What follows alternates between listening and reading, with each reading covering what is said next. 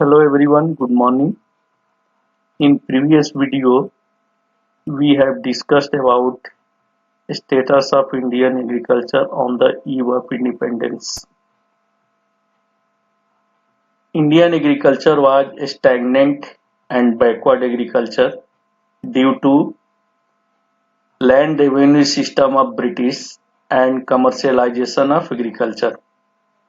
हम लोग यह देख चुके हैं कि कैसे ब्रिटिश ने यहाँ पर जमींदारी सिस्टम लागू किए और इस जमींदारी सिस्टम में जमींदार एग्रीकल्चर में इन्वेस्ट करने के लिए कोई रुचि नहीं लेते थे, जबकि इंडियन फार्मर्स के पास पर्याप्त कैपिटल नहीं था कि वो एग्रीकल्चर में इन्वेस्ट कर सके, जिसके चलते हमारी कृषि एक पिछड़ेपन की स्थिति में पहुंच गई।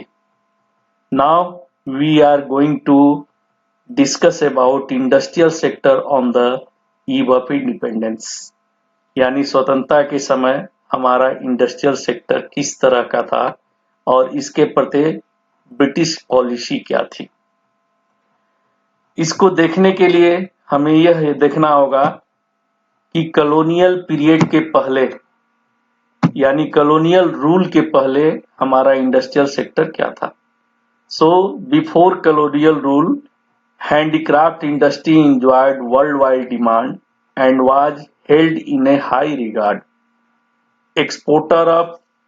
We were exporter of handicraft items in the world, and the Indian handicraft supported by Indian emperors, princes and nawabs. Handicraft means जो हम हाथ से छोटे छोटे सामान बनाते हैं, जैसे हमारे यहाँ आर्टिसंस थे, वे कॉटन के क्लॉथ बनाते थे, सिल्क के क्लॉथ बनाते थे, लिनेन क्लॉथ बनाते थे, प्रेशियस स्टोन के आइटम्स बनाते थे, जिसका पूरे वर्ल्ड में डिमांड था और पूरे वर्ल्ड में वो फेमस था, और हम इन आइटम्स को एक्सपोर्ट करते थे। यही नहीं, जो इंडियन इंपेरर थे, प्रिंसेस थे, नवाब थे, ये सपोर्ट करते थे हमारे इंडियन हैंडीक्राफ्ट के। जब आर्टिसंस कोई आइटम्स बना के इंडियन इंपेरर और प्रिंस नवाब के पास ले जाते थे, तो ये लोग उसकी कीमत से ज्यादा उनको रिवार्ड देते थे, पुरस्कार देते थे, जिसके चलते इनको इंकरेजमेंट मिलता था और ये हैंडीक्राफ्ट आइटम बनाते थे। यहाँ तक कि इंडियन इंपेरर्स इंकरेज करते थे आर्टिसंस को कि वे आइटम्स बनाएं और वर्ल्ड मार्केट में बेचे। So our industrial sector was sound sector based on the handicraft industry. लेकिन ड्यूरिंग कॉलोनियल रूल क्या सिचुएशन हुई? कॉलोनियल रूल के समय ब्रिटिश ने इस हैंडीक्राफ्ट इंडस्ट्री को धीरे धीरे खत्म कर दिया और ब्रिटिश ने एक ही पॉलिसी अपनाई, systematic deindustrialisation policy. What is systematic deindustrialisation policy? Deindustrialisation means withdrawal of capital from industries and investment in other sector of the economy.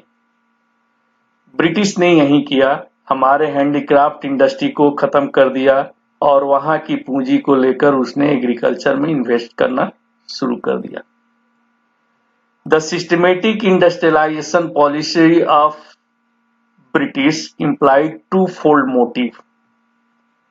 First is to convert Indian economy into the supplier of raw material for their industries, and second, to transform India as a consumer of finished products from Britain.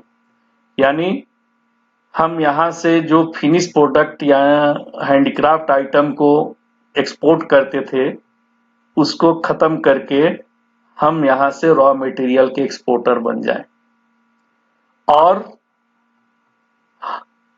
Britain में बना हुआ British द्वारा निर्मित product को भारतीय बाजार में बेचा जा सके और भारतीय उसको खरीद सके। इस तरह की उन्होंने मोटिव अपनाया अपनी इकोनॉमी को फायदा पहुंचाने के लिए। Now we can understood the state of industrial sector by two following features. First, the decay of handicraft industry and slow growth of modern industry. यानी ब्रिटिश ने जो पॉलिसी अपनाई, जो उनका मोटिव था, उसके चलते इंडियन इंडस्ट्रियल सेक्टर में दो फीचर्स उभर कर आए। First is decay of handicraft industry. Decay means handicraft industry का पतन होना, धीरे धीरे खत्म होना। And slow growth of modern industry, यानी मॉडर्न इंडस्ट्री का धीरे धीरे डेवलपमेंट होना। फर्स्ट हम देखेंगे the decay of handicraft industry. Handicraft industry खत्म होने के पीछे जो फर्स्ट कॉज था, introduction of discriminative tariff policy.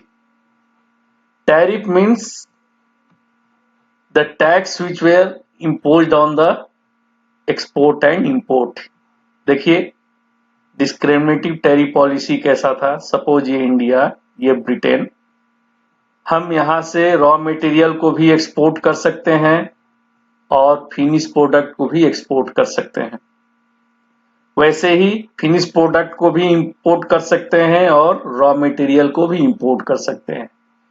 British ने जो डिस्क्रिमिनेटिव टैरिफ पॉलिसी अपनाई, यानी एक्सपोर्ट इंपोर्ट पर अलग अलग तरह के tariff policy. First, tariff free export of raw material, यानी हमारे यहां से जो ब्रिटेन में रॉ मटेरियल जाएगा, जैसे कॉटन जाएगा, तो उस पर कोई टैरिफ नहीं लगेगा और ये ब्रिटेन में जाकर कैसा बिकेगा, सस्ता बिकेगा। Second, heavy tariff on export of finish product, यानी जो हम यहां से हैंडीक्राफ्ट आइटम बना के ब्रिटेन में भेजते थे, उसके ऊपर उन्होंने हैवी टैरिफ लगा दिया। हैवी टैरिफ लगाने से ये महंगा हो गया और अब ब्रिटेन में नहीं बिकता था।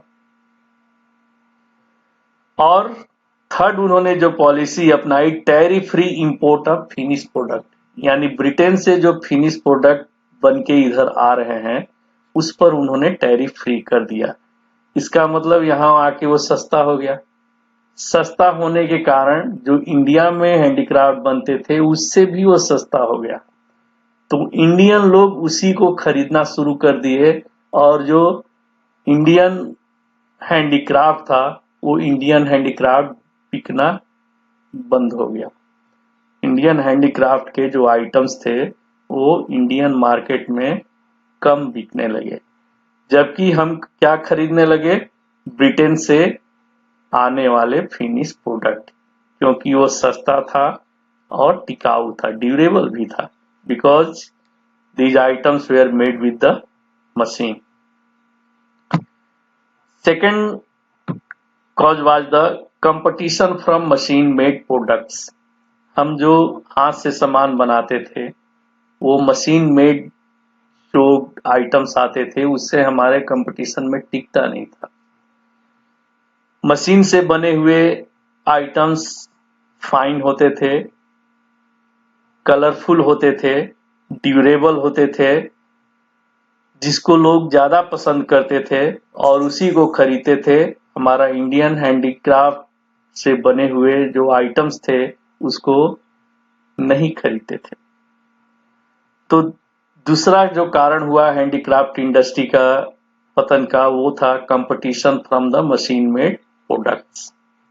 And third, the disappearance of the princely estates, यानी राजा का शासन खत्म हो गया, ब्रिटिश शासन करने लगे, तो जो प्रिंस, इंपेरर, नवाब, इंडियन हैंडीक्राफ्ट पर्सन के,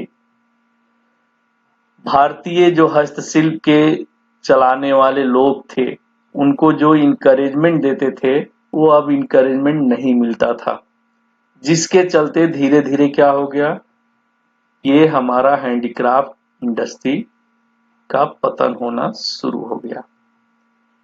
next cause is the new pattern of demand. British ने यहाँ पर एक नया कल्चर डेवलप किया। जैसे आप देखे होंगे, पहले हम धोती कुर्ता पहनते थे और वो भी इंडिया में बने हुए कपड़े के, लेकिन जैसे ब्रिटिश आए उन्होंने यहाँ पर पैंट शर्ट इंट्रोड्यूस किया। उनके देखने से, उनके कल्चर इंट्रोड्यूस करने से हम भी पैंट शर्ट की डिमांड करना शुरू कर दिए और ये न्यू पैटर्न का डिमांड पूरा करने में ब्रिटेन सक्षम था, इसलिए वहां से फिनिश प्रोडक्ट आने लगा और हमारे यहाँ का जो हैंडीक्राफ्ट इंडस्ट्री थी उसका धीरे धीरे पतन हो गया। Next cause was introduction of railway in India.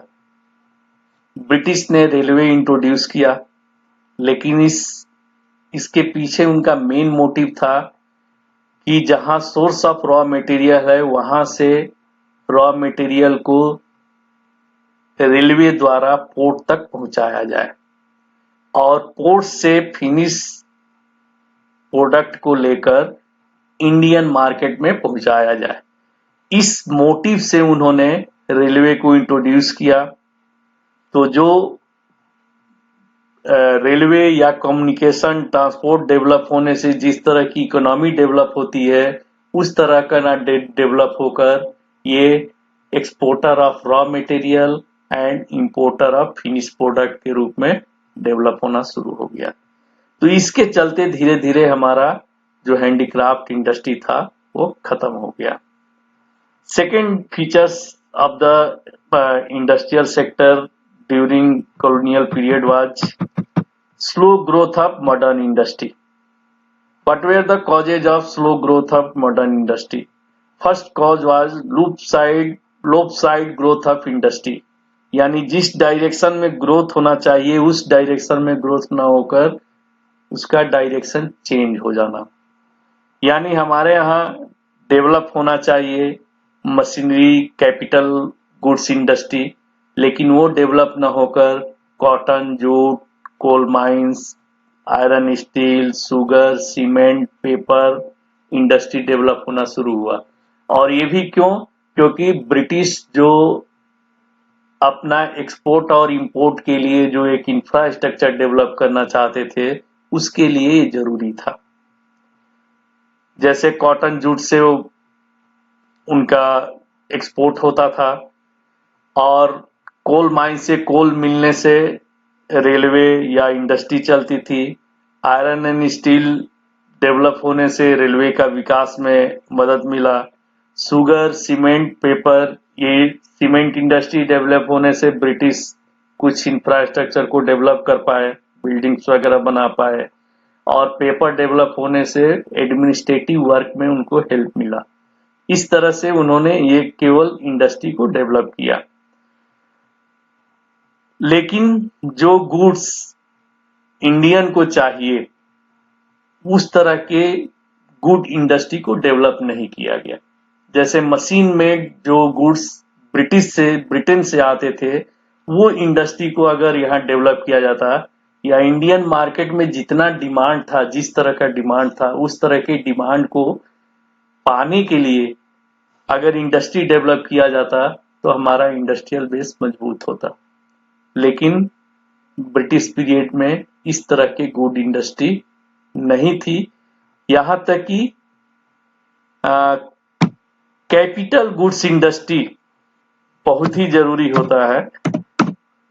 Capital good industry से कुछ मशीन बनते हैं जो मशीन दूसरे इंडस्ट्री के लिए यूजफुल होता है और धीरे धीरे इंडस्ट्रियलाइजेशन की जो प्रोसेस है वो तेज होती है।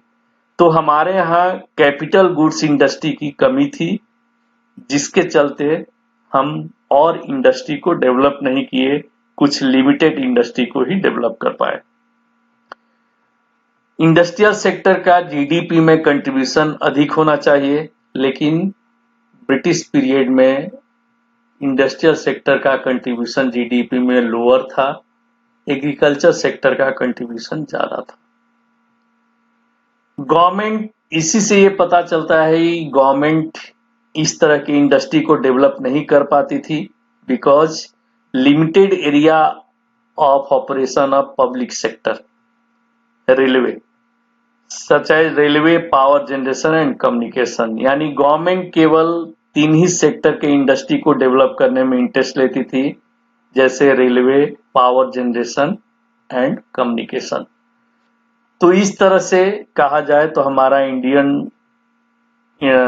इंडिया का जो इंडस्ट्रियल सेक्टर था उसका डेवलपमेंट अच्छी तरह से नहीं हो पाया, क्योंकि मॉडर्न इंडस्ट्री का ग्रोथ बहुत ही स्लो था और हमारी जो इकोनॉमी हैंडीक्राफ्ट इंडस्ट्री पर बेस्ड थी, तो वो हैंडीक्राफ्ट भी खत्म कर देने से इंडस्ट्रियल सेक्टर धीरे धीरे कमजोर, बैकवर्ड हो गया और स्टेग्नेशन की सिचुएशन पे पहुंच गया। So we conclude that our industrial sector was also stagnant and backward industrial sector. Thank you.